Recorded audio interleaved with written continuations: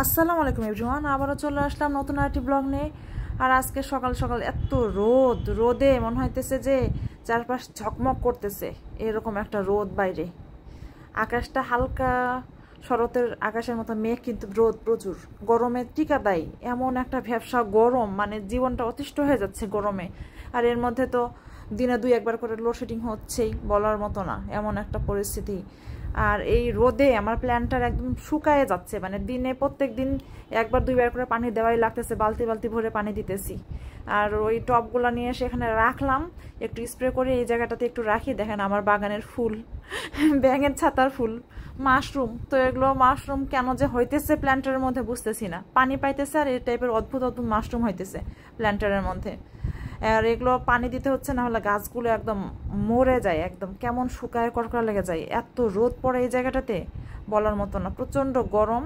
তো গরমে একটু পানি দিয়ে এদের একটু স্বস্তি দিতেছি, মায়া লাগে প্রচুর এদের জন্য। আজকের ব্রেকফাস্ট হলো পরোটা আর নালি গুড়, মানে ঝোলা গুড়, যেটা ওই যে খেজুর রসের যে গুড় অরিজিনাল, সেটাই। তো এখানে একটু খাওয়া হয়েছে, এই জন্য পরোটার গুঁড়া পড়ে আছে এটার মধ্যে। আর যে এটা এখন রেডি করলাম আবার নাস্তা। তো এক এক করে আমরা খাচ্ছি সকালের নাস্তা, এভাবে করেই দিনের শুরুটা একটু ব্যস্ততার মধ্যেই যায়। তো এই যে নালিগুড়ের বোতল চ্যাপটা হয়ে গেছে, কারণ এটা একটু ফ্রিজে ডিপে রাখা হয়, সো বের করতে গেলে সহজে বের হয় না, চাপ দিয়ে বের করতে হয়। ডাল ভিজায় রাখছি, সকাল সকাল রান্না শুরু করবো। মাছ ভিজাই দিছি এখানে, আর ফ্রোজেন আছে শাক, পুঁই শাক। তো পুঁই শাক দিয়ে আজকে মাছের মাথা দিয়ে রান্না করব, পুঁই শাক আলু দিয়ে। আর যে এখন খাওয়া দাওয়া করে প্ল্যান্টারের কিছু কাজ আছে, সেই কাজগুলো করতে হবে। আজকে সকাল থেকে মনটা খুবই অস্থির, ভালো লাগতেছে না কোনো কিছুই, মানে কোনো কাজ করতে ইচ্ছা করতেছে না। সব কিছু এখন গরমও পড়ছে প্রচুর, এখন এই গরমের জন্যে কিনা এটা এখন আমি বুঝতেছি না আসলে, যে এত অস্থির লাগতেছে, ভালো লাগতেছে না। কাজও শুরু করি নাই এখনও, রান্নাবান্না শুরু করবো, হেল্পিং হ্যান্ড এখনও আসে নাই। তো ওর আশায় আমি আজকে আর বসে থাকবো না, আজকে আমি নিজেই শুরু করি, দেখি কতক্ষণে ও আসে। আর ভালো লাগতেছে না আসলে, মানে কিছু সময় এরকম হয় না যে কোনো কারণ ছাড়া ভালো না লাগা। তো তখন মনে হয় যে মার কাছে থাকি, আসলে আম্মাকে অনেক মিস করতেছি, অনেক দিন ধরে আম্মার সাথে দেখা হয় নাই। মনে হইতেছে যে আম্মার কোলে একটু মাথা রেখে শুয়ে থাকতে পারতাম, মানে খুব খারাপ লাগতেছে আসলে, বলার মতো না। তো দোয়া করবেন সবাই আমার মার জন্য, আমার জন্য, সবার জন্য একটু দোয়া করবেন। মন খারাপ হোক আর যাই হোক, রান্না তো করতেই হবে। তো রান্নার আয়োজন শুরু করে দিয়েছি, ভাজিটা সহজ, তো ভাজিটা আগে বসেছি। আর আজকে পুঁই শাক দিয়ে আলু দিয়ে মাছের মাথা দিয়ে রান্না করব। তো পুঁই শাকটা ফ্রোজেন করা ছিল ডিপে, অনেক শাক ছিল বাসায়, ওগুলো ধীরে ধীরে শেষ হচ্ছে, রান্না করতেছি একটু। আর আজকে করবো মাছ ভুনা আর ডাল। তো অনেকে পুঁই শাক খাবে না, রিহানের বাবার যেমন অ্যালার্জি বেড়ে গেছে, ওর কাশি ভালো হচ্ছে না, সো ওর জন্য ডাল রান্না করতেই হচ্ছে। ও পুঁই শাক খাবে না, পুঁই শাকটা যদি আমাদের খুব বেশি ভালো লাগে। তো রান্না বান্না শেষ করে বাচ্চা নিয়ে খাইতে বসছি, আমিও খেতে বসছি, রায়ানও খেতে বসছে আমার সাথে, কারণ রায়ানকে খাওয়াই দিতে হয়। এখন ওকে যদি আমি আগে খাওয়াই, সো আমার খাওয়া অনেক দেরি হয়ে যাবে, এজন্য ওকেও খাওয়াই আমিও খাই, এভাবে করে খাওয়া দাওয়া করি। আর আমার শাকের চেয়ে মাছের মাথার ওই কাঁটাগুলো খেতে বেশি মজা লাগে, এর জন্য আমি শাক কম নিয়ে ওই মাছের মাথার কাঁটা সব কিছু নিয়ে আমি একেবারে বসছি, বারবার উঠে যেতে আবার ঝামেলা। তো ডালটা দিয়ে পরে মাখায় ওকে খাওয়াই দিব। তো ও আছে উল্টা পাল্টা করতেছে, একটু গরমের মধ্যে এসে ছেড়ে বসছি, আরাম করে খাবো একটু, এজন্যই ঘরে এসে বসছি। তো ম্যাক্সিমাম টাইম আমি ঘরেই খাই, আমার তো ওই বাইরে গিয়ে মানে ডাইনিংয়ে বসে খাওয়াটা আসলে পোষায় না। ঘরের মধ্যে একটু হেলতে দুলতে, বিছানার মধ্যে পাটা তুলে বসে খাইতে ভালো লাগে বেশি। আর প্রচুর গরম, যখন তখনই কারেন্ট চলে যাচ্ছে, দিনে 2-3 বার করে, মানে কি যে বলবো, কি যে একটা অবস্থা যাচ্ছে। আর এত গরম পড়ছে, কবে যে এই গরমটা একটু কমবে বলার মতো না। বৃষ্টি টিষ্টি ওইরকম করে হচ্ছে না, কিন্তু এত গরম বাড়ছে বলার মতো না। বাচ্চা কাচ্চাও অনেক অস্থির হয়ে যাচ্ছে, একটুতে একদম গরমে ঘেমে নিয়ে ওদের ঠান্ডা ঠান্ডা লেগে যাচ্ছে, এরকম একটা অবস্থা। রায়ান আর রিহানকে পড়তে বসাইছি সন্ধ্যাবেলা, একটু পড়তে বসাতেই হয়। তো রায়ানকে পড়তে বসালে রায়ান তো কোনো কিছুই শোনে না, ওর তো একটু পড়তে বসালে ওর খেলা শুরু, ছবি আঁকাই। ওকে বলো যে, যদি বলি যে একটু সরিয়া লেখো, ও কিছুক্ষণ 2-1 বার একটু দেখে, তারপরে সে ও দেখেন কি করতেছে। ওকে কিছু বলাই যায় না, যে তুমি পড়তেছো না কেন, কিছু বলাই যায় না। ও মানে ও ছবি আঁকাবে, তো আচ্ছা কি আঁকাক, সমস্যা নাই, কারণ ওর তো এখন ওইভাবে করে পড়ার বয়স হয় নাই, তাই না?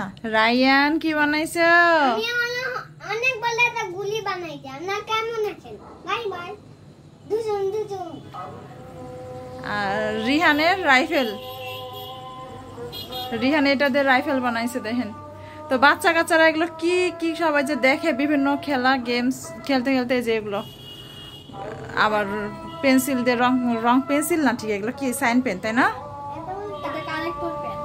হ্যাঁ কানেক্টর পেন, এগুলো নিয়ে খেলা শুরু। পড়ে কিছুক্ষণ, তারপর আবার কিছুক্ষণ খেলে। সারাজান পড়তেছে বাইরে। এই যে আপেল ছিলতেছি, তো আপেলটা ছিলে খাওয়াই ভালো, কারণ আপেলের অনেক মেডিসিন, মানে যেগুলো প্রিজারভেটিভ দেওয়া থাকে আপেলের শরীরের মধ্যে, শরীর না আপেলের উপরের সারফেসে, তো যার জন্য আমি কোনো মানে বাংলা পাচ্ছিলাম না, শব্দ খুঁজে পাচ্ছিলাম না যেটাকে আমি কি বলবো এটার উপরে, খোসাটার উপরে। তো এই জন্য বলে ফেলছি শরীর। তো যাই হোক, আপেলটা ছিলে খেতে হবে। পিলারটা খুবই ভালো, এরকম ভালো পিলার আসলে পাওয়া যায় না। আমরা অনেক সময় যে বুয়ারা কাজ করতে গিয়ে দেখা যায় যে ওরা ময়লার মধ্যে ফেলাই দেয়, দিয়ে হারায় যায়। তো খুঁজে অনেকদিন ধরে পাচ্ছিলাম না, তো পরে এই যে এটা পাইছি, এটা বেশ ভালো পিলার, খুব সুন্দর, একদম এত সুন্দর করে পাতলা পাতলা হবে, খুব সহজেই ছিলা যায় আপেলটা। তো একটু খাই, হেলদি খাবার সন্ধ্যার নাস্তা হিসেবে।